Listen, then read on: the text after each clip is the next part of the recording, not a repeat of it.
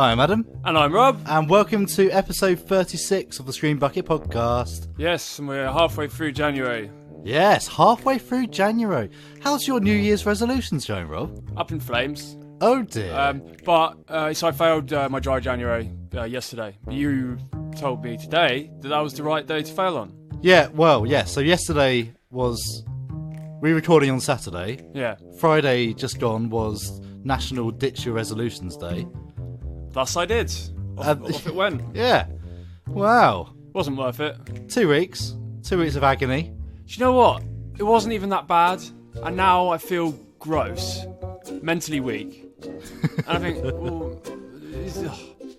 drinking. What always amazes me, because you do it a couple times a year, I'd say. You have a little detox. Right. But when you stop doing it, you really go mad. Yeah, well, no half measures. You got to... Because you had a pint at lunch yesterday, or on Friday. Yeah. And then more. Then shots. Yeah. Then you bought beer. Yeah. You came home. And you kept drinking. Then you went out. Yeah. Yeah, it just descended into chaos. Which is alcoholism, I suppose. But, yeah, it's done. Got to move past it. I've got a drink next weekend as well. I have to. Do I hear the words I'm saying? This is a drunk. This is a drunk talking. The words of a drunk. But yeah, I don't know. I think alcohol is slowly becoming less appealing to me, and yesterday was a prime example. You seem to be having fun. I don't now. Now I feel crap. Now I feel like a husk again. Oh dear. Oh well, you lasted 2 weeks. Yeah, that'll do. Yeah. Well, it's better than nothing, I suppose. Yeah. Yeah. Oh well. What have you been doing anyway, apart from...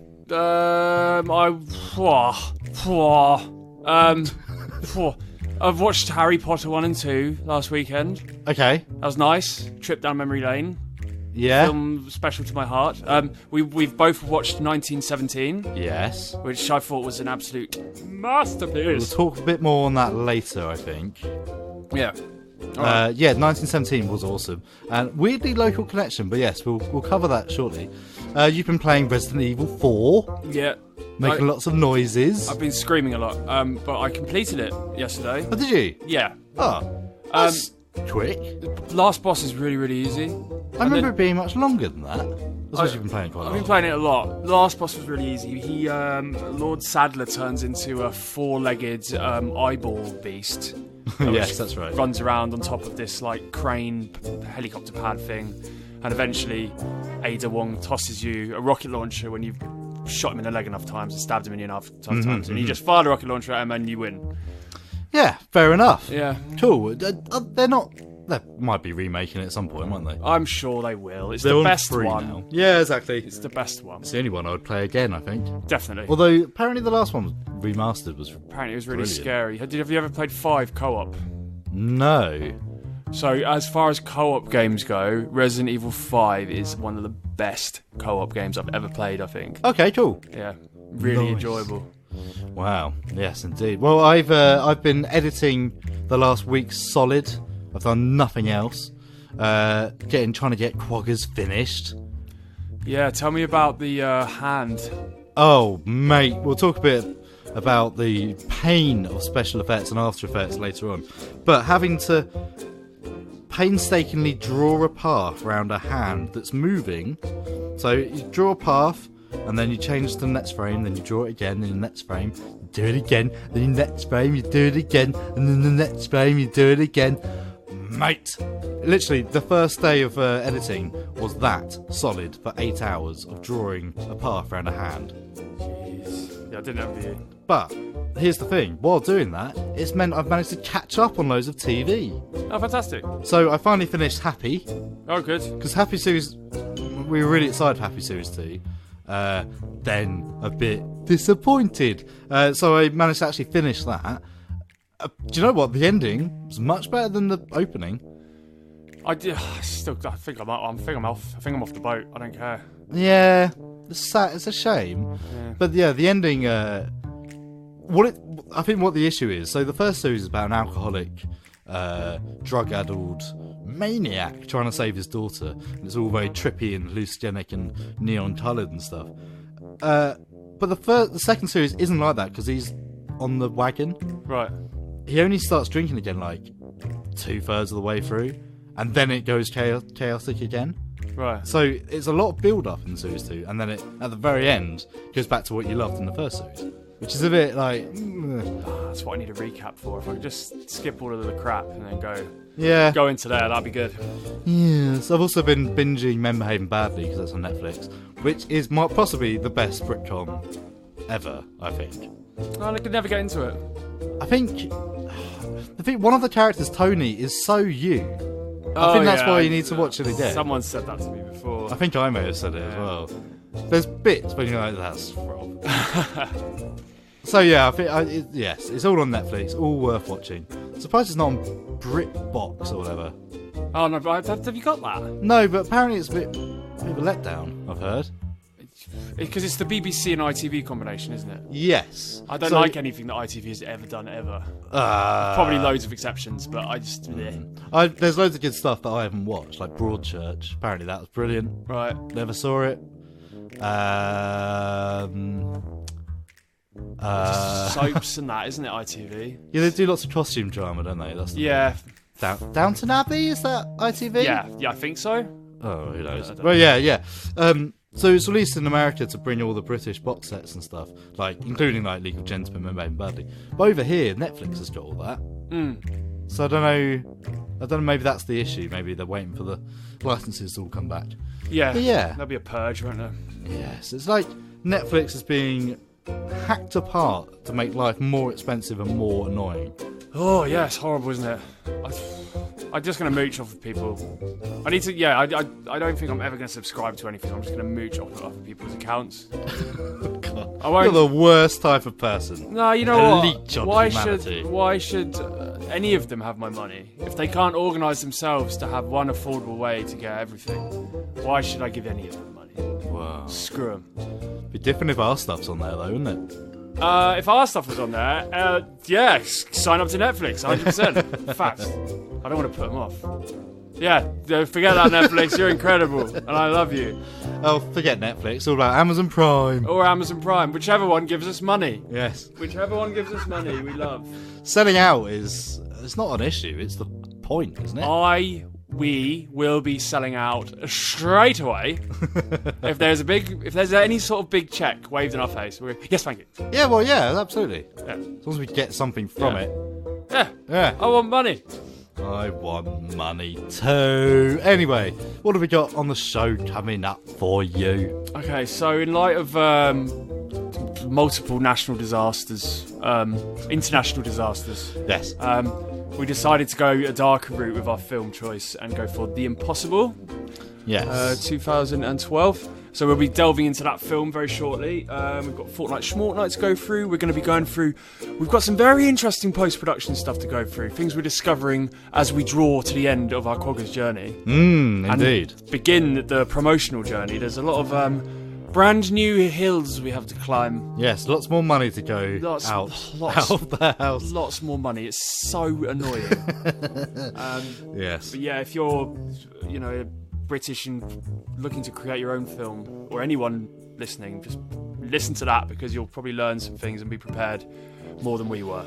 Yes, hooray! We're going to look at some trailers as well and talk a little bit more about 1917. Yes, 100%. Great, let's get to that. Yes, let's go. Straight in. Green Bucket, Adam and Rob. 1917. Wow. Sam Mendes smashed it out of the park. Yeah, you came back, having watched 1917, frothing with excitement. It was one of those things, it didn't just feel like a movie for me, it felt like an absolute spectacle. Like the cinematography in some of the bits, like especially in the ruined city and the trenches and no man's lands, like all of the film I was just absorbed by it, and obviously it was very much helped by the illusion of a single shot movie. Yeah, it's funny that because the illusion was quite quickly broken, I thought. You're not did that annoy you? It did a bit, because it was very much like I was watching it with my sister, and I'm not sure if she caught on to some of the shots. We talked about it afterwards. Like there's some bits where like, well, that's obviously where they cut it. Oh, I thought... Yeah, I didn't care about that. I just let him get away with it in my head. Mentally, I was like, yes, cool, whatever. I thought you were talking about when there's a scene where the actor has a little sleepy to show, you know, when he gets into the building, he has a shootout, doesn't he? Oh, With a yeah. German sniper. Yeah. And a lot of people online, I saw, especially on Reddit, were complaining that it broke up the tension for them, that they were immersed in this journey, and then all of a sudden... I can see what they're talking about, actually, because it did feel very much like... Need to do this, need to do this, and do this. Oh, we're doing this. Oh, we're here. And sleep, and then wake up again. Yeah. I know, I can see that. I can see the argument, but I think obviously they had to create a mechanic to pass the time because they wanted to go through night and day because this can't all happen. What is I'm pretty sure one of the characters says early on it's going to take 8 hours to get there. Yeah, and he travelled through the night and in the morning and stuff. So unless they could have done some sort of metaphor of time passing, have him leant up against the wall with a window behind him maybe, and then you see stars whizzing by and then night turning into day. Yeah. They could have done something like that. I don't know what else they could have done. In my eyes, it was a necessity, and I was happy to give it a benefit of the doubt. I think I wasn't as blown away. I'm not going to spoil too much because my review's going to be coming up after this, but other war films have had more of an impact on me. Right. I think, that, as you say, the spectacle's right. It was a spectacle film. I don't think there was enough in it for me to get me... Fair play. To really, like the best example I can think of is Fury, which horrified me. Like, I walked away from Fury going, oh my god, the war was awful. I think Fury was a lot more grim. There's, people getting ran over by tanks and body parts Yes. flying up in the air. It's a lot more brutal. But I sort of walked away from that going, oh, I never want to go to war. Whereas 1917, I was like, yeah, okay, great. Really? Yeah, I didn't have that strong a feeling about it. It does, but it looks amazing. And the spectacle, there's one bit that's in the trailer when he's running at the camera and all the men coming up. Shouldn't have been in the trailer at all. No, I thought that. Actually, the trailer spoils a lot. The trailer spoils a huge amount. But there's a couple bits in there where he knocked into people, they all fell over. Yeah. Apparently, all accidental. It was all choreographed, he wasn't supposed to hit into people. It's mental. But he did, twice. The first time I didn't get up. I did remember thinking at he the just time. stayed there. I was like, it's a bit... Why didn't he stand up again? But on reflection, if I was a coward, if I was me, He just stayed I would down. definitely stay down. I'd be like, oh, that way's where the Germans are. That's true. I'm going to crawl back to the trenches. Yeah. No, it's... mechanically, the way the film was put together and the set construction is wonderful. Like, the way they built all the trenches. They must have built an entire network of trenches. There's like 1,700 or so feet of trenches or something like that. That's incredible. Or meters even, I can't remember what the stat The was. and the even No Man's Land was so like that's what No Man's Land was like. Just buried half-rotten bodies Yeah, and horses and things like that. Yeah, it's wow. Really impressive. Really impressive. Although I'm not that there's CGI animals. The rat was so bad. The rat was really And bad. The cows, yeah. The cows were bad.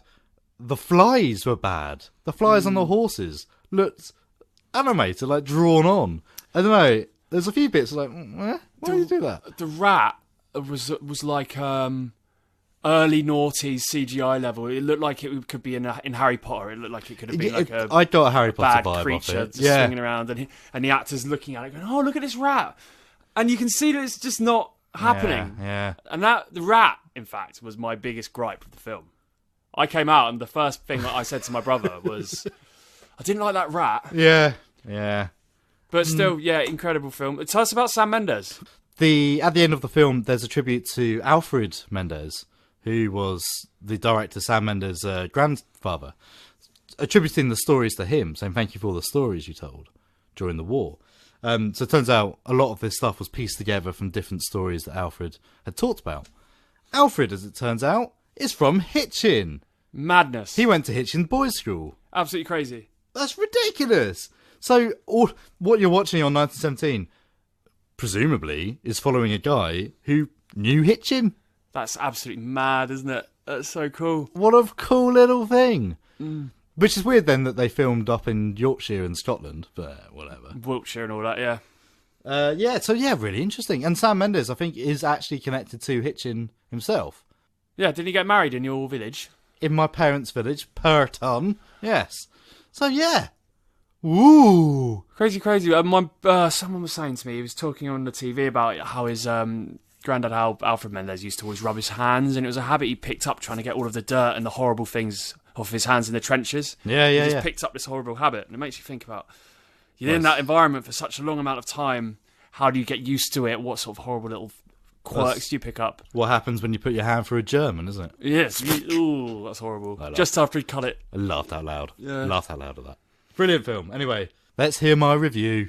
Adam's Film Reviews, 1917, 2019. In your own time, gentlemen. Must be something big if the General's here. You have a brother in the 2nd Battalion. Yes, sir. They're walking into a trap. Your orders are to deliver a message calling off tomorrow morning's attack. If you fail, it will be a massacre. We've got orders to cross here. That is the German front line. If we're not clever about this, no one will get to your brother. I will.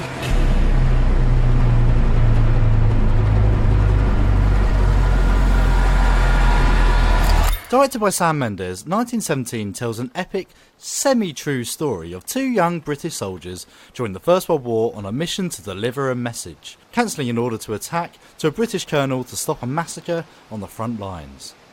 The mission falls on Lance Corporal Tom Blake and Lance Corporal Will Schofield, chosen as Blake has a brother in the Devonshire Regiment, whose orders are to attack the retreating German lines at dawn the following day. Unfortunately for the Devonshires, the retreat by the Germans is nothing less than a tactical withdrawal to more fortified lines.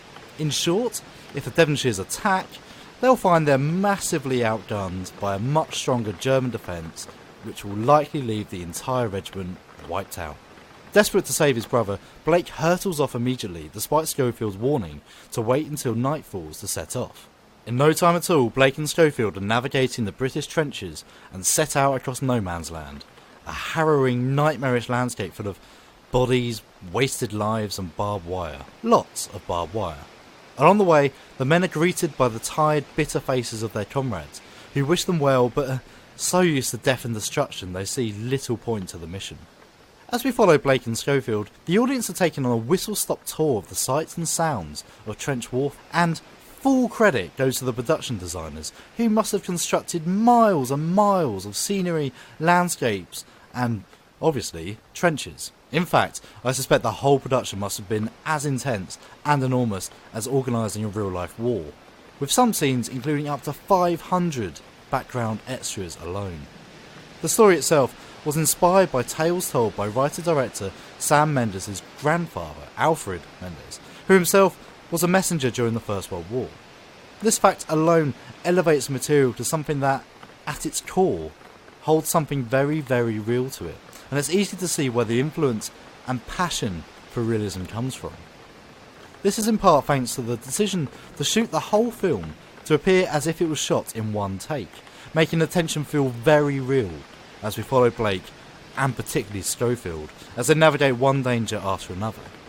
As one member of the audience behind me put it, 1917 is the most stressed I've ever been in a film. I don't often mention the cinematography in my reviews, but this is a film that deserves some recognition of this. Cinematographer Roger Deakins is a miracle maker, and the sheer effort crammed into every frame of 1917 should be recognised for what it is. Incredible. The soundtrack too goes a long way to driving the tension and, yes, stress throughout the film. But with all this said and done, 1917 lacked something for me. The story, for what it is very straightforward, with the only sign of development in its characters shown by the small moments of human interaction, particularly towards the end of the film, that highlights the desperation shown, and not told, by the actions of our heroes.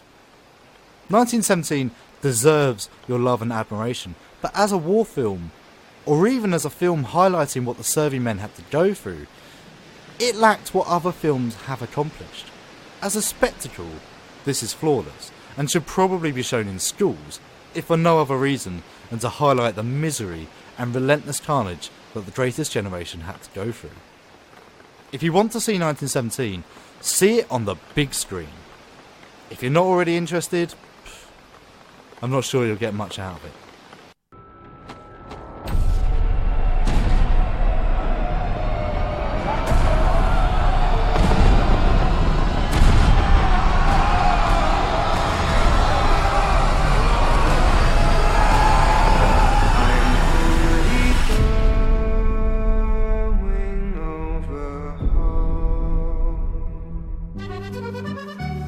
Oh, mademoiselle, would you like to have a film discussion? Oh, yes, monsieur. I'd love to have an in-depth film discussion with you, like I do on Screen Bucket. Directed by J.A. Bayona, possibly. The Impossible was a 2012 film based on the 2004 Indian Ocean tsunami. Pretty grim. The Impossible won loads and loads of awards. You never heard of it, Rob? I remember, do you know what? When I watched it, I remember the trailers more than the name, but the name completely slipped my mind. The Impossible is a bit of a vague name, isn't it? So vague, yeah. But, God, what a story. And I remember the news when it was on, even like 16 years ago. I remember this happening. Yeah, me too. I remember it must have been Christmas Day, Boxing Day. There was a video of that, the initial wave hitting somewhere, and it looked... Oh, it's just... Words can't even describe. Grim day, and there was huge death tolls, footage on the news for days. I think particularly because it was over Christmas as well.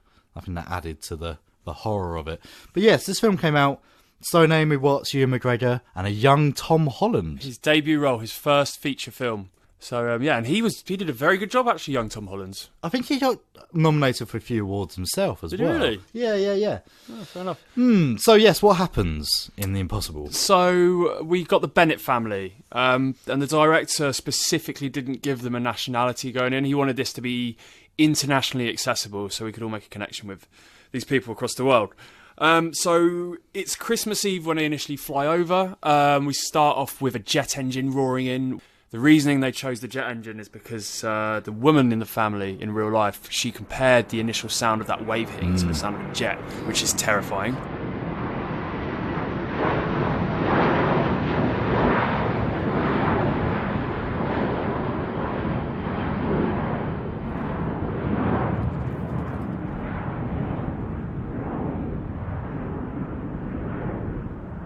But yes, it should be pointed out the Bennett family are based exclusively on a real life family that survived the tsunami. Yeah, and it's very true. Like, it's very true to what happened as far as true stories go. They had the actual family members with them, with the actors, giving them tips as they went, which is crazy. And the mum even said that the biggest lie in the film is that the ball that the kids play with was yellow, not red. Absolutely mad.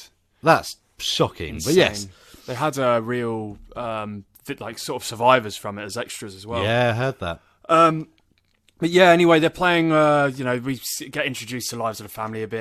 The couple are having some form of discussion about where they're going to move. Are they going to lose a job? Serious family stuff, which I think is put in there to like kind of show you how trivial things can be to the big picture. Yeah. When something, I think that's maybe what they were trying to aim for. It felt a bit weird because the opening, I said at the time, it felt like the opening of Casualty. Yeah. It was very, very conscious that there was something about to happen. And something was about to go wrong. Lots of shots of the ocean. Lots of shots of Naomi Watts looking worried and not being able to sleep and stuff.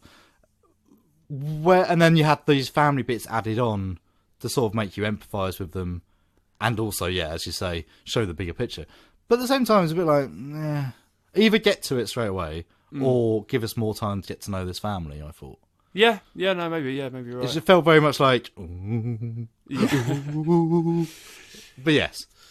So, there's one morning, Boxing Day, they're playing by the pool, and the wave hits, but it starts with a power cut. One of the ladies notices that her cocktail blender has stopped working. Yeah. And then the birds are flying overhead, and slowly people are starting to notice something's up here. There's animals crying in the distance. And then the first visual thing you see is palm trees in the distance just collapsing at a massive speed. Mm-hmm. Getting closer and closer and closer, and then smash, this huge wave hits.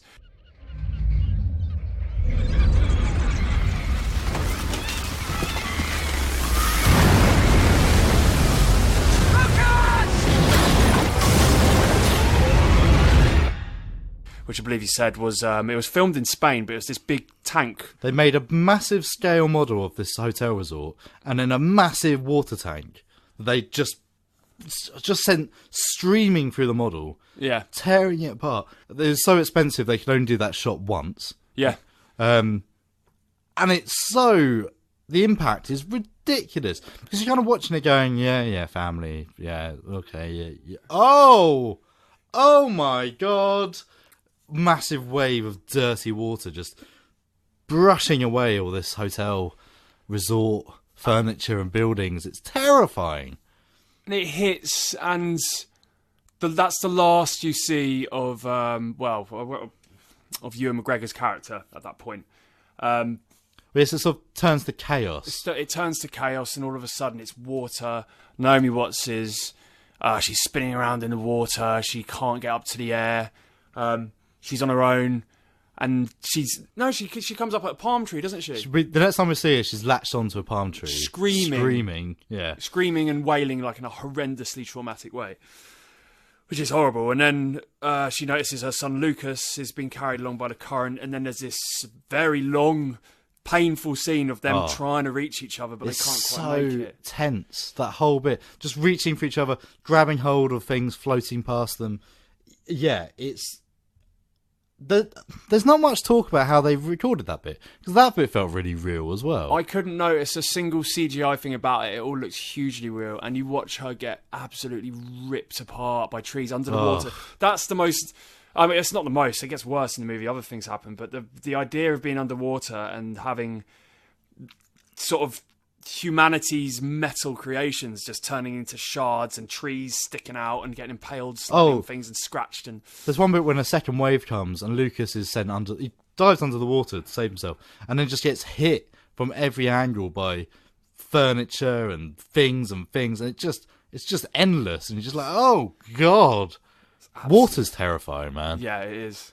When you think of it like that, when you think of... Especially we've kind of, in any area where flooding could occur, we've booby-trapped it to kind of make it 10,000 times worse. Yeah.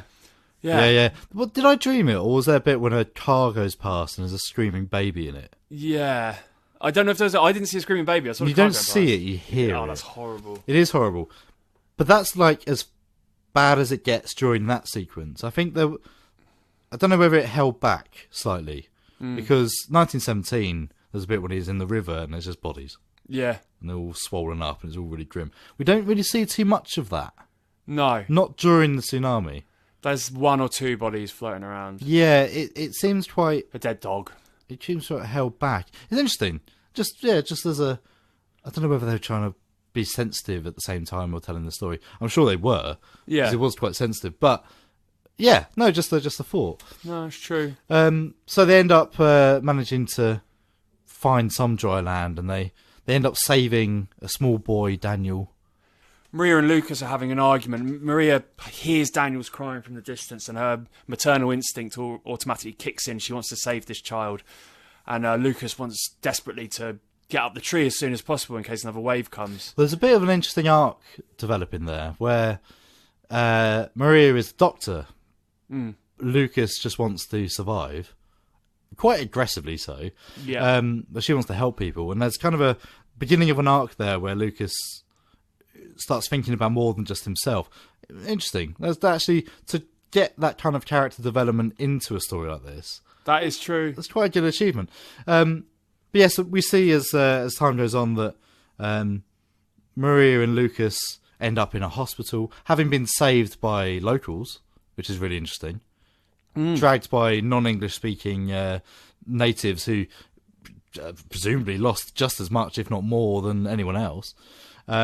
They forced them through the hospital doors and slam her on a table. Yeah, no, really interesting, really broader than I expected, that kind of stuff. Yeah, that struck me really hard, made me think a lot, actually. Like, as soon as this nightmare is happening, people are automatically, everyone is like, right, if I'm okay to help, how can I help? Well, yes. Everyone was on it. Everyone was in the hospitals, like carrying bodies in, looking after people, volunteers. So that was really, like, quite special. Well, that's... If I had one complaint as I was watching The Impossible, I think I said it a couple of times, it just felt a bit like... oh, look at this privileged white family. Oh no, their holiday's ruined. Blah blah blah. And then everything gets back. You know, let's get them back together and save the day. And it's all a bit like, eh. However, a lot of critics said the same thing when the film came out. They said that it was a bit too whitewashed. It was a bit too centric on this family. But apparently, people then wrote into places like this saying that this was the most accurate depiction. Like survivors of the tsunami. The reason it's so accurate is because while the film is following a privileged white family, it was about the community that built around it. Right. So the natives helping, the different nationalities of all the different tourists and people on holiday, just working together to try and help each other for the most part. That was one of the most accurate things. It's interesting from a film perspective, it felt a little bit too narrow-minded, I thought, while watching it. But it is all there, and it is really interesting kind of piecing that together and telling the broader story, because there's a bit when the natives bring Maria into the hospital because she's badly hurt. They've got a bit of her leg is flapping off. It's awful. And Lucas is trying to say thank you, and they just walk past. Yeah. You're like, oh, thanks, guys. Yeah. Interesting. There's another moment, I think, which, I mean, it almost got me going a couple of times. It almost got me getting watery-eyed. Oh, me too. There's one bit which is really, really like gut-wrenching, is when Ewan McGregor's sat with all the other tourists, and the guy who has lost his wife and his daughter digs his phone out and says, make a phone call. Oh, God. And he calls either his mum or his stepmom and tries to tell him, you know, it's me, just me, and two of the other boys have sent him away. I cannot find Maria. I cannot find Lucas. And he just bursts into tears. He's crying he can't even speak. And he's completely inconsolable. He gives the phone back, and then the other guy's like, you can't leave it like that. Yeah. And even though the guy's got no battery left, he's got hardly any battery, he forces him to make the phone call again just to say, all right, get yourself together. I'm going to try and find my family. And that was such a powerful moment. Yeah, absolutely. That got me as well. There's something about a good... Well, it's just grown men crying always sets me off. Ewan McGregor is incredible in this. Because that's what most of the story then becomes the family trying to find each other again. So you've got Maria and Lucas in the hospital. You've got Henry, Ewan McGregor, with the two younger boys. The two younger boys get sent away. Ewan McGregor's trying to find the other members of the family.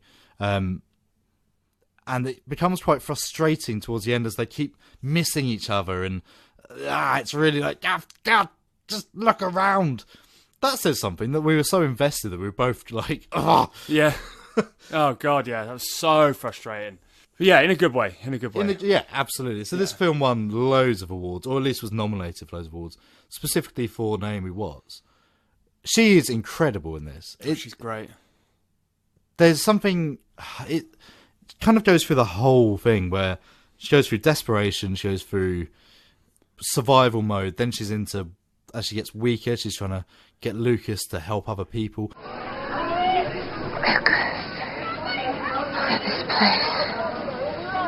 It's so busy in here. You've got to go and do something. Go and help people. You're good at it. What do you want me to do? Just nothing. Anything. Will you be alright? Come on, Lucas. I'm not going anywhere. That almost got me as well, when he's going around helping people find other members of their family. Her doctor instincts kicked in. All the way through. Even when she realises she's the patient, she's like, okay, I need to stay rational. What can I do? I know my son can help. He's able-bodied. Just send him off. And his son is successful in reuniting a father and son, which is a wonderful moment. And all through the end, and she's asking him to keep checking on her leg. And there's a moment where he lifts it up and she asks, is it black? And he says, no, it's red. And you think, well... Yeah, liar. But yeah, wow. And you've got, obviously, the kids on the car. They've been taken away and, mental. There's a lot of different perspectives and different arcs in this story which go well really together. It's actually... The fact it's based on a real family is great. I think if you were to tell the story without that being a real family, you'd probably do the same thing anyway. Because you're seeing all different perspectives. You're seeing the kids being carted off You've got the older kids try and help, but not really old enough to do anything. You've got the injured patient in the hospital, and then you've got the survivor tracking people down. The whole thing's there. The whole story is told, and it is quite delicate. And I think it is because it was full of people who survived the actual thing. So yeah, really, really impressive film. Yeah, fantastic. Really good. I suppose I haven't watched it before now, to be honest. But yes, so Storm Brendan, not as bad as it seems. Not as bad as it seems. I think you got when I watched this just now, I was thinking Attenborough has been on this week, hasn't he? He's been saying how we are in full knowledge of what we're doing to this planet. Obviously, this tsunami was probably the result of an earthquake, I assume. Yes, it was. Yeah. But things like this are going to happen more and more and more. And we're not doing anything about it. We're just making it worse. So, it does make you think, when you look at this film and seeing all the people that are struggling, the poor people, the villagers, they're the people who get affected by this chaos that we're creating. Well, yeah. So, yeah, it is poignant, especially now. Yes, it feels like this is 2004. I mean, it's not that long ago. It's when stuff like this is going to only... This was significant at the time, and especially because of the humanitarian aid that was pumped in to support the area. That probably because it was at Christmas time more than anything else. But that shows what we can do as one sort of community. So, yeah. Get our act together. Sort it out. Hot diggity dog, it's Stream Bucket with Adam and Rob. Sadly, I was quite young when Resident Evil 2 came out. The year was 1998 and I was 9 years old. The only memory I have of playing a Resident Evil game was in fact the second one, and I remember sitting with my best mate playing on her brother's PlayStation, trying to work out what the hell we were supposed to do. I remember being scared, finding the controls incredibly confusing, and we didn't even make it into the police station. And that kind of moulded my entire opinion of the Resident Evil series from then on. The next time I would play it would be Resident Evil 7, with that new engine and particularly brilliant hijacking of the PT model that was good enough to get me slightly interested. Still, I didn't play the whole of it, mainly because I didn't really get what I was supposed to be doing. I mean, I had never really played a Resident Evil game after all. Then comes the Resident Evil 1 remaster, and I played it all the way through. Didn't think it was incredible, but then again it was still a relatively old game, just remastered. Then comes Resident Evil 2 Remake, with the hype that surrounded it and the old school demo that hooked me before I even played the game as a whole. I was given one tip before I started it though, from my girlfriend's dad. He said keep a pen and some paper at hand, and I thought, really? It was about 2 hours in when I had filled several pages with nonsense scribbles and diagrams that I understood why. This may not seem like a fun game, pen and paper, why would I want to write things down when playing a game in 2019? Well, if you've played it, you'll understand it. Puzzle games have been few and far between this generation. There's been the occasional shining light out there, such as The Witness or moments in Tomb Raider or Uncharted, but there is one game that stands head and shoulders above the rest, and that is the Resident Evil 2 remake. In 2019, Resident Evil 2, not only is it a great puzzle game, but the horror side of it is perfectly paced, from creeping around corridors trying to avoid lickers, to running frantically whilst audibly screaming as Mr. X thumps his menacing feet towards you. And Mr. X really is the highlight of this game, a character that hunts you endlessly around Raccoon City Police Department, ploughing through walls in front of you, hiding around corners, or just stomping around with an ever-present drumbeat of impending doom. This game is Alien Isolation on steroids, and it looks incredible. From your torch lighting up little dust particles and incredibly detailed cracks in the walls, to the disturbingly realistic dripping flesh of an ex-police officer as you lift his head to reveal his jaw has been torn from his face. Honestly, this is the first time a game has actually made me feel slightly queasy. The story is also surprisingly good, drip-feeding you information and plot points as you go along, keeping me intrigued enough to effectively play through the game again from the other character's perspective. 3 years ago, if you had asked me if I was excited for the next Resident Evil game, I'd have probably shrugged apathetically. Now, I've played Resident Evil 7, the Resident Evil Remaster, and the Resident Evil 2 Remake, and I could not be more excited for the Resident Evil 3 Remake coming out this year. Well done, Capcom. Well done. Oh, hello. Buenas noches,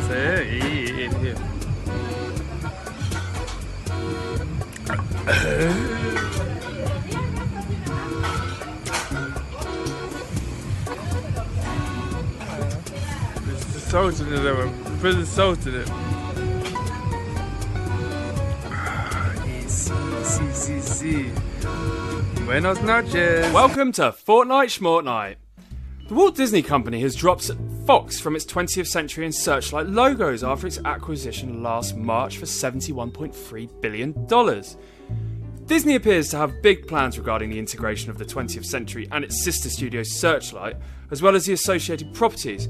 In the wake of less than successful films since the merger, Disney has devised plans to reboot a handful of well-known Fox franchises in order to start fresh. What do you think? What? Yeah, I don't care. There's a lot of numbers in that. Yeah, well, yeah, I mean, I like that the Fox is out in a way, because Fox is kind of isn't it? Fox is dirty and Fox evil. is horrible. Yeah. Yeah. So Disney might be a big monopoly on film, but Fox, no, we don't like Fox. We don't like Fox. So, I mean, it gives.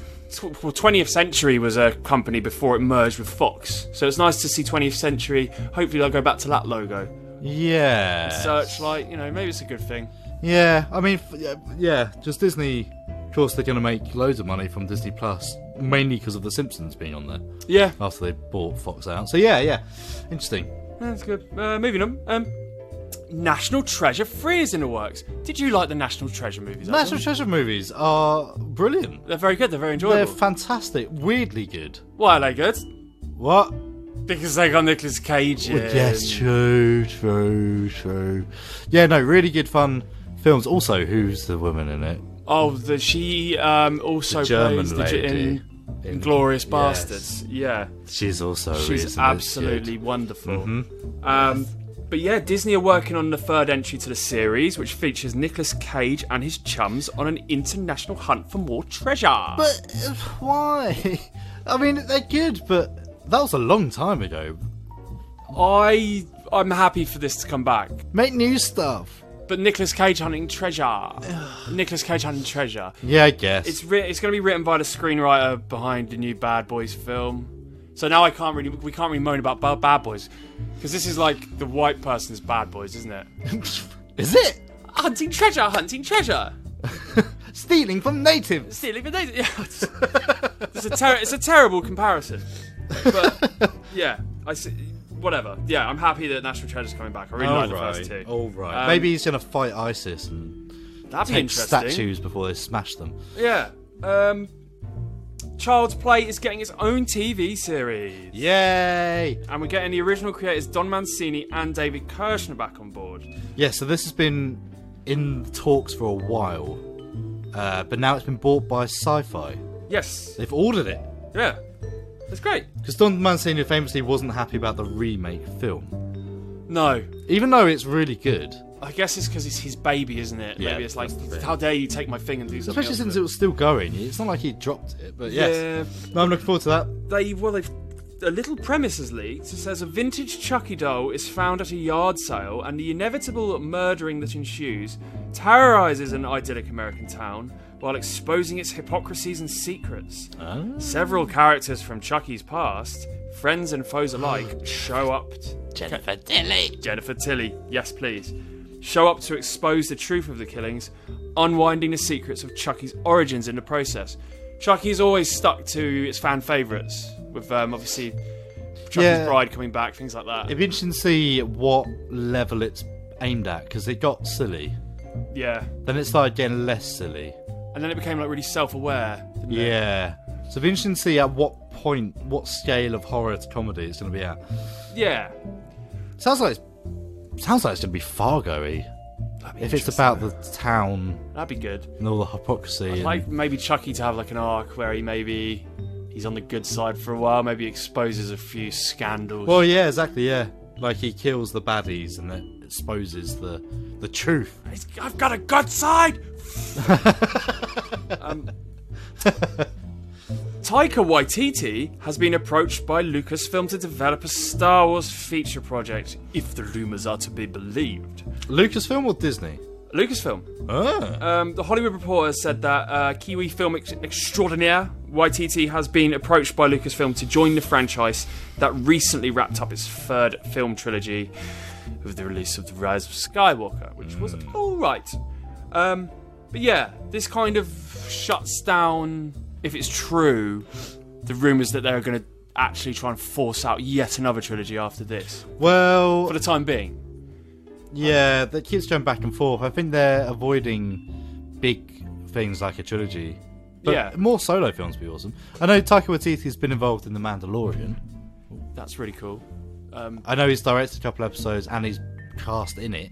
Mm. So, I mean, if we're going to see more of that kind of adventurous stuff, that's going to be quite cool. Yeah. Taika Waititi, I mean, if he can make a film about a Hitler Youth boy, make you laugh out loud and cry, he's the right man for something like this. You know? Yeah, definitely. If anyone can do it justice, he can. And finally, Simpsons actor Hank Azaria has said that he will no longer voice Apu. The decision comes after racism allegations concerning the beloved character. All I know there is I won't be doing the voice anymore unless there's some way to transition it or something, Azaria said, according to Slash Film. We all made this decision together, we all agreed on it, we all feel like it's the right thing, and they feel good about it. Right. Can The Simpsons just end? I think it's about time. Because rather than just acting characters that are no longer fit in the modern society, just get rid of the show. Because no one cares about The Simpsons anymore. No. Do they? I don't think so. I don't think... well, maybe this is a sign that The Simpsons doesn't fit in the modern day anymore. Well, that's what I mean. That's what I mean. Like, it's not that there's one character that might be a little bit stereotypical. In fact, I don't think there's an issue with the character. It's just the voice, isn't it? Yeah, well, it's the Quickie Mart. It's very much a negative stereotype, isn't it? But he's one of the nicest characters, isn't it? He is. But I think a lot of people think that non-Indian people are laughing at him. Yeah. But like. The thing is, I remember when this first got out, this story, there were a lot of people who, Asian Americans, Asians generally, who actually, Apu was the only time they were seeing their culture on TV. Right. So it's actually quite a positive stereotype. Although I suppose that was at the time, and as the time's gone on, people have got more sensitive. People have changed, yeah. But not even that, people have just become like, yeah, okay, now let's have something else. I think you're right. I think if these... It's not something new, it's something that's been going on for ages, and it is widely known that the quality of the show and the humour has gone from it. Like, it's not the classic stuff it used to be. I think they just need it just needs to die. Because where does it end? Fair enough, that's more sensitive. But you've also got Chief Wiggum, fat, donut, piggy police officer. Yeah, Groundskeeper Willie, you said earlier. Yep, the Scottish stereotype. You've got loads of stereotypes because it's a cartoon. Where does it end? Yeah. I mean, if they said they were going to wrap it up with like it's a 6-episode miniseries or something, you know what, I would watch it. Because it was a glorious part of everyone's life growing up. Yeah. I would love to see how they end it. I'd be very interested. Cultural milestone. They should end it with guns. Guns. Yeah. There's a shootout in the church. End it with a Halloween special. Yeah. Was it real? Yeah, Jesus. Yeah. Or maybe if Trump gets in again, which he probably will, just end it. Yeah. Oh no, it's over. Right. That so concludes Fortnite Schmortnight. Adam's Film Reviews. Bombshell, 2019. You have to adopt the mentality of an Irish street cop. The world is a bad place. People are lazy morons.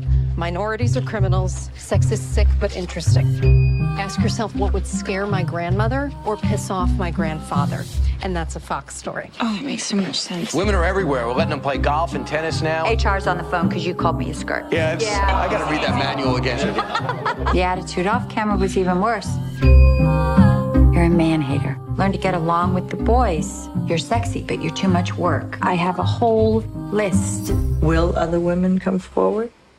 You may have heard there was a dust-up involving yours truly and presidential contender Donald Trump.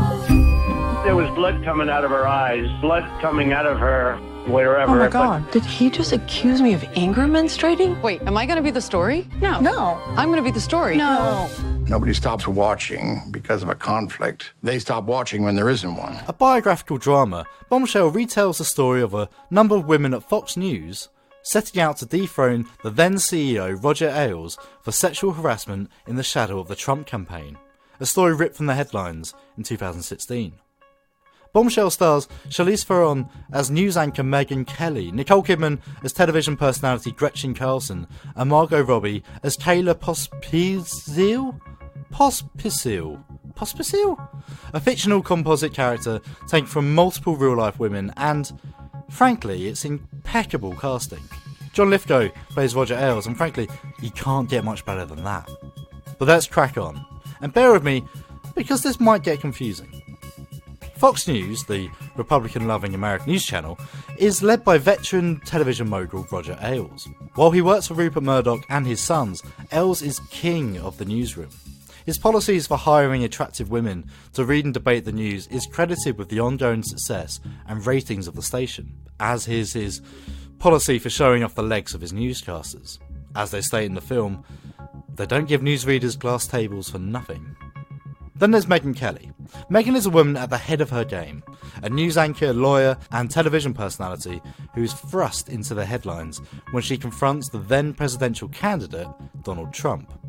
She's staunchly defended by Ailes at the time, but is desperate to get herself out of the spotlight. Gretchen Carlson, meanwhile, is running out of popularity. A foundation of the mega-popular Fox and Friends show, Gretchen built a reputation for not playing along with the gross and sexist behaviour of her fellow presenters, and is branded as difficult to work with. Eventually, Gretchen is fired from Fox News and launches a lawsuit against Ailes, accusing him of sexual harassment. This occurs as Kayla, a young and eager new recruit, is herself targeted by Ailes. In an attempt to get herself a better job, Kayla approaches Ailes, and we see his attitude to new attractive staff firsthand. While we only see the tip of the iceberg, it's clear that Ailes and Kayla have more than just one liaison, right under the noses of her friends and co-workers, who turned a blind eye. As Gretchen's lawsuit goes public, despite Gretchen's beliefs, no other women come forward. In fact, internal campaigns for support of Ailes start up, led by Ailes himself, who even leaks that some of the anchors are willing to walk if he got fired. Something that he completely made up to defend his reputation. But will Gretchen's lawsuit go forward, or will the women, and indeed men, of Fox News support Ailes? Or will the truth eventually be revealed? It can't be denied that Bombshell has lofty goals. It wants to be Spotlight or Vice so bad. There's no reason it shouldn't be either. Director Jay Roach was also behind 2015's Holly Comey biopic Trumbo, after all. But despite good intentions, Bombshell feels constrained, like it's holding back, and only showing us the surface level intrigue. Fair enough, the film was about a sexual harassment suit filed against Roger Ailes, and that's what we see. But what isn't being said is the endemic sexism rife through the media industry, particularly in right-wing Scumsville Fox News. See, what BlacKkKlansman did and what Vice did was leave me walking away thinking about what's going on now, right now, and it was horrifying.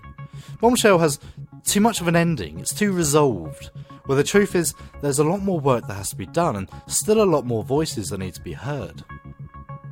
Charlize Theron is the linchpin that holds this film together. Her portrayal as Megyn Kelly is infinitely watchable, as this strong woman finds her path, digs in her heels, and does what she thinks is best.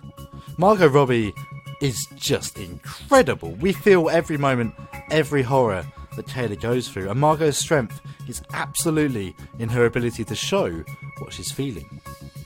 Nicole Kidman does what she can, but Gretchen's primarily just the catalyst to the plot. She spends 90% of the time on the sidelines, just doing things. There was a lot more we could have seen from her, but while the cast did what they could, the characters remain fairly two-dimensional. Only the merest mentions of the slightly dodgy opinions held by the main characters slip through the net. But the story is about sexual harassment, so that's where we remain. Fair enough. Bombshell deserves much of the praise it has received, but while it's true that it's a story that needs telling, it could have been told better. I think this is a film that needed a writer or director that was involved directly in the Me Too movement, and as I say, this was a film that had the opportunity to shine a light on much more than just the immediate story. It just didn't. Watch Bombshell for the performances. See it for what it is. But don't expect the world to shatter from it. Ready to go to war? Oh, yeah.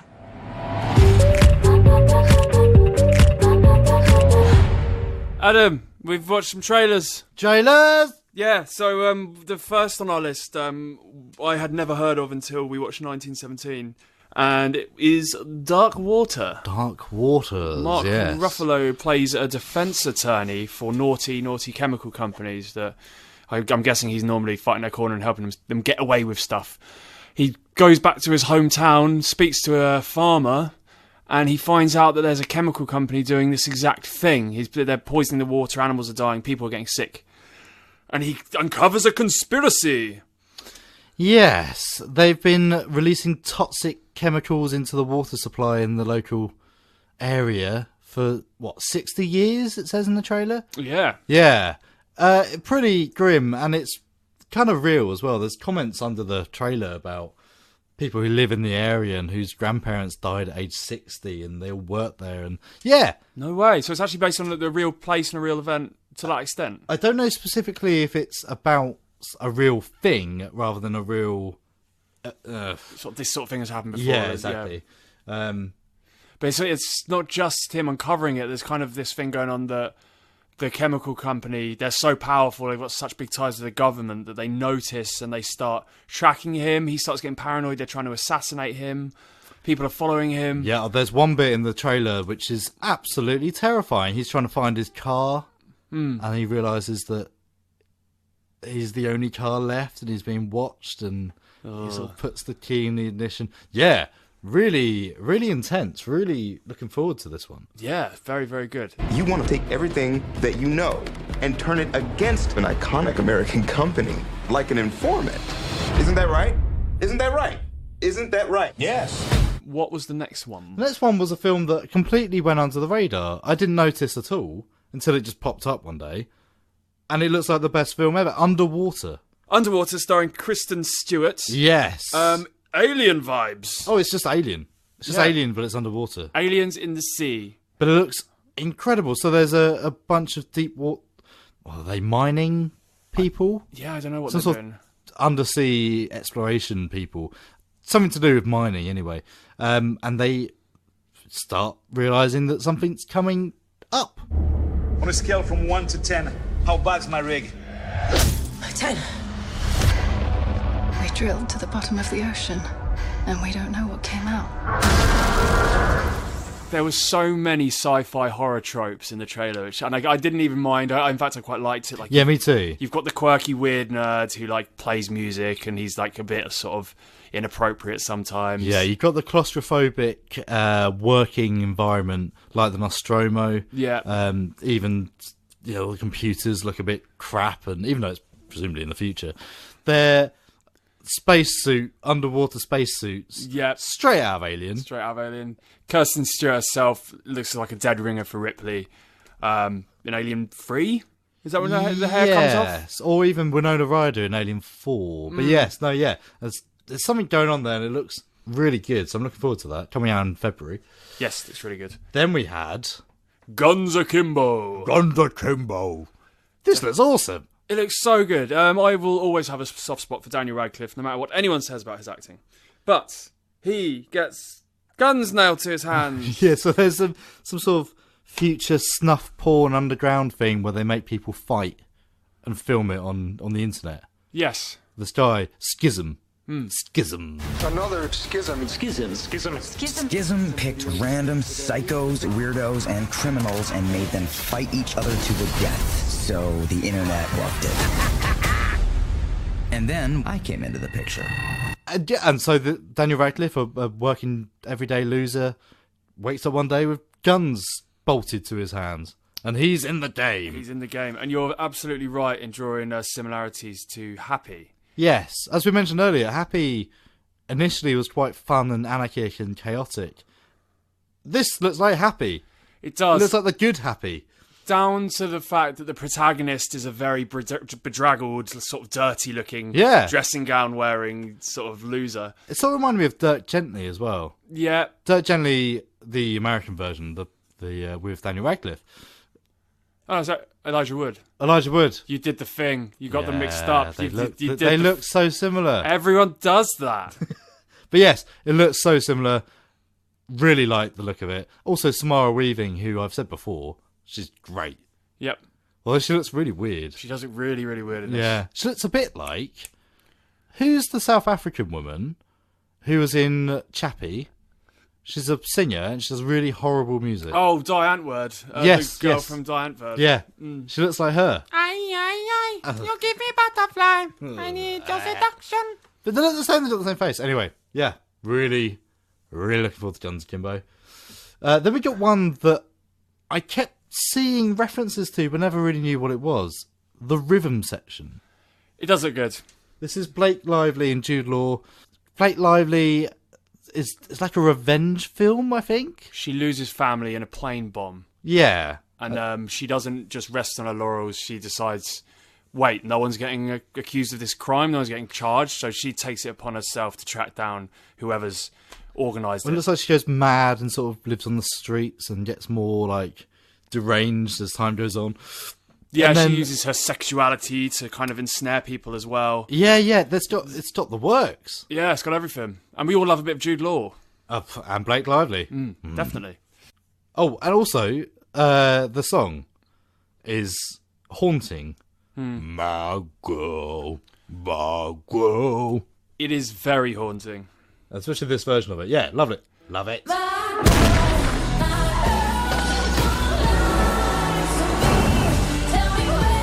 You're much more human than I thought you'd be. And it's a good disguise. And then finally, we have one that I pushed on you. Tell me about Brahms. So it's The Boy 2. Yeah, so the title was Brahms, The Boy 2. So we're off to a bad start. That is a terrible name for a film.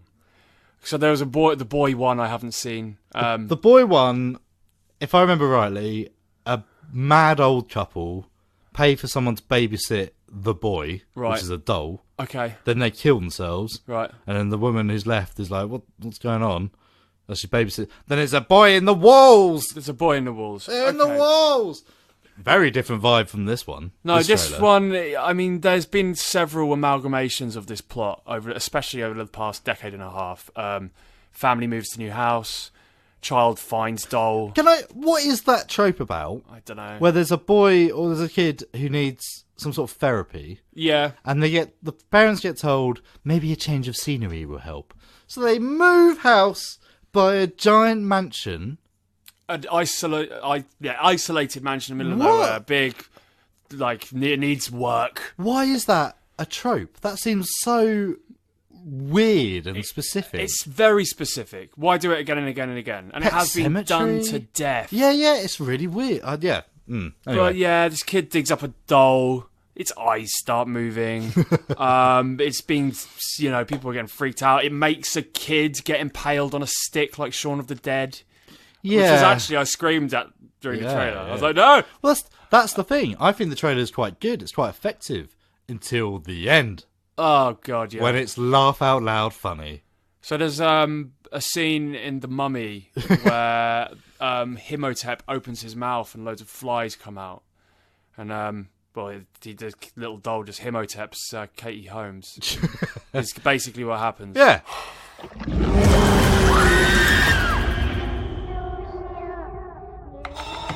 But, that was another good thing about the trailer.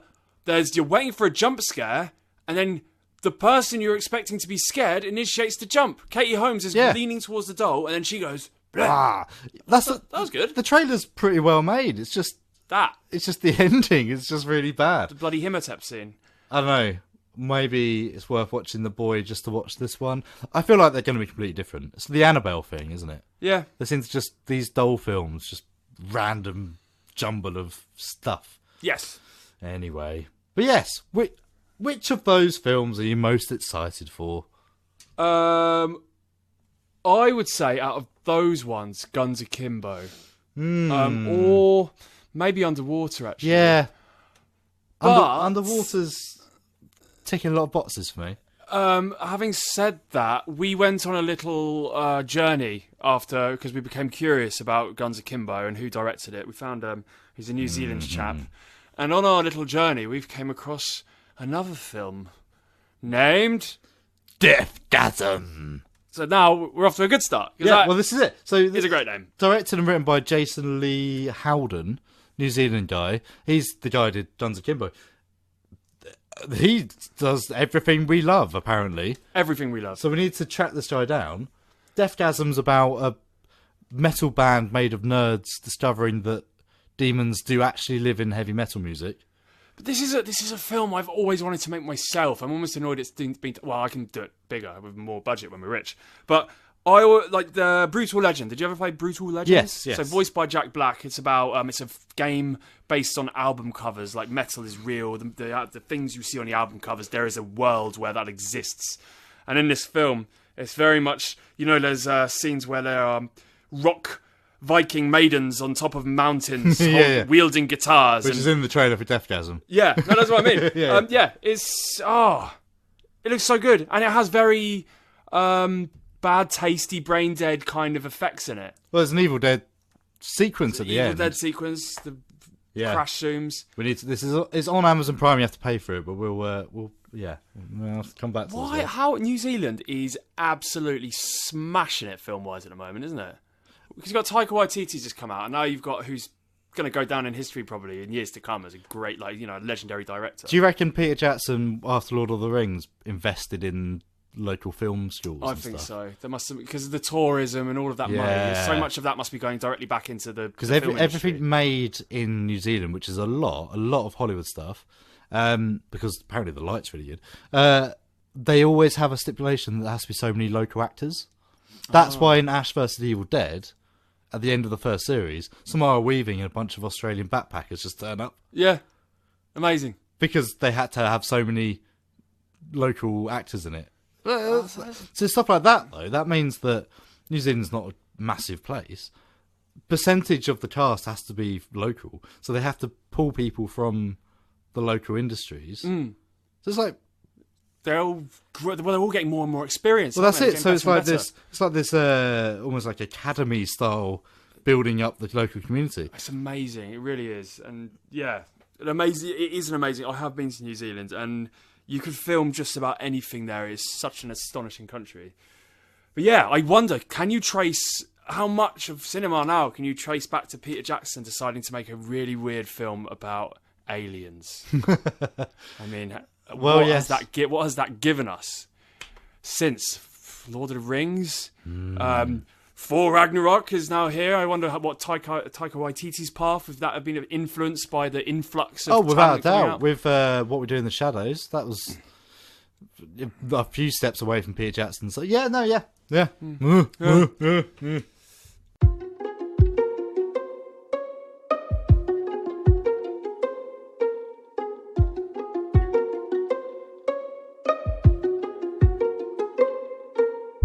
Well, I better get on and carry on editing again, I suppose.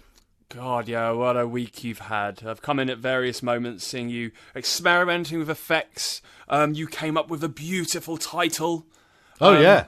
I forgot about that. That felt like years ago. Yeah, that's absolutely stunning.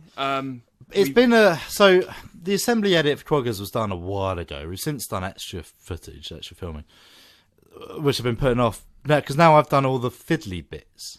Yeah. Most of this week has been doing fiddly bits, and I kind of hate it. You can see why so many films have huge long lists of After Effects artists, because it takes so much time. It's mad. It is really mad. I do feel for you. So I mentioned earlier that, like, keying out things and drawing paths around parts of the body and then animating them, so doing it for each frame. It's mind-numbing. It's quite easy, but it's mind-numbing work. I've also had to do that for stuff in the background that I couldn't key light out. One of the best things, though, was There's a sequence where we wanted something. I don't want to give it away. Special effects shot that we did practical on the set, but it didn't come out as well as hoped. So I boosted it up. I boosted it up by getting a green screen up in the shower, getting Josh to mix up some blood, and then pour it out a bucket, and then film the flow. It's genius. Cut the flow out, pop it on the video, then keyframe it so it matches the mouth and goes smaller and more blurry as it goes further away. And it looks amazing. It looks fantastic. It looks genuinely real. And yeah, once it's colour graded as well, it'll let you blend in even more. It's fantastic. I've completely turned myself around on green screen. I think it's the best thing ever. Yeah. Because there's other stuff now I'm thinking we could have green screened that. There's one sequence where I've added blood at the bottom of the screen to splash up. Right. It looks okay, but I am wondering if it'll look better if we just get the green screen up. Yeah. But this is the thing, where does it end? Yeah, maybe you've got to draw a line somewhere. Like, I'm starting to forgive George Lucas a bit, having now used green screen and known the wonders it can do. Well... But at the same time, it had to be practical. It couldn't have been 100% digital. No, definitely not. We experimented with the flesh explosion, which could look like a gunshot wound as well. Oh yeah, that looked bad. Which looked bad, but it looked bad in a good way for certain projects. So it can definitely be used. Yeah. In the future, if we're doing something that's deliberately a bit cheap. Yeah. But I think we'd have to sort of.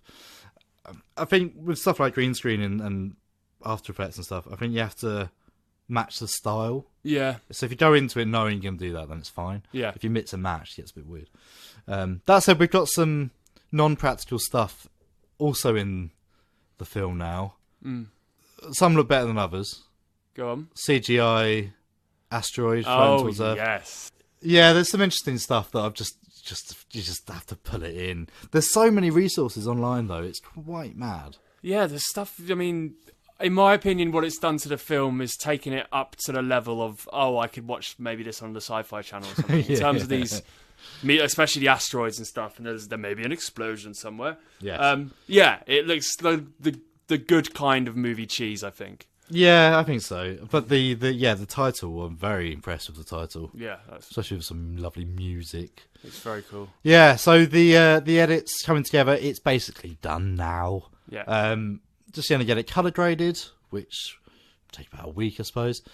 But then sound edit's going to be interesting as well. 90% of this film is going to be sound. Yeah. So that's going to be a big project. But then when that's done, we have to take it to the BBFC. Yeah, so this was very confusing. I went on the website and I found a place which said it was going to cost us around £114. Adam you went to a different path. To clarify, BBFC to get it rated, so if it's a 15, an 18, 12A, whatever, BBFC are the people who do that, so yes.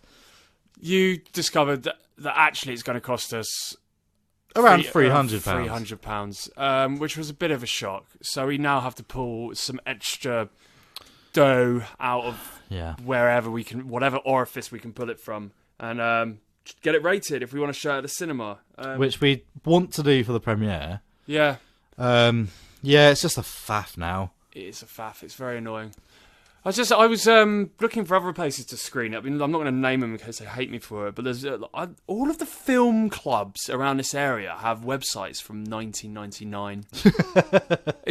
They're so primitive. I couldn't find a bloody phone number, and I think they're like, the only option was become a member. Yeah. Join us. Well, I suppose it's to stay afloat, isn't it? Yeah. But, regardless, we are actively discussing whens and wheres of when this film will be. If you're listening, as it happens, and happen to own a screen or a Space 2 screen of film, do let us know, because that'd be awesome. You can email me at adam@hollowdalemedia.co.uk if you have got anything in mind or know someone who might know something. It's a growing, ever-growing challenge. Yes, but this is stuff that it's actually really useful knowing. It's very useful knowing, because there's a lot of books, a lot of seminars, a lot of workshops. A lot of people recommend showing your film properly, right? Because however good the film's going to be, it's a good bit of punctuation. It's a bullet point. It's a full stop saying, done. Yeah. That's done. That's you get all the cast, the crew, family, friends, anyone who's put money into it. Get them all together and say, look, we've done something. Here it is. And it's like, Dolomite Is My Name, Ed Wood. It's that, like, final, yeah, it worked! Or, oh, God. Well, the next one will be better. There's going to be one moment of true joy, and it's going to be when we screen it, wherever we screen it for the first time, and it's going to be brilliant. I can't wait. It is that exact moment you're talking about of, we have completed this film. Yeah, we need to get a limo and turn up and see all the crowds. Yeah. Do a little wave, sign a few autographs and head in. Maybe only 3 or 4 autographs. And then... as director, I'm going to stay outside, talk jive to the kids outside. Right. Watch Dolomite Is My Name. Yes.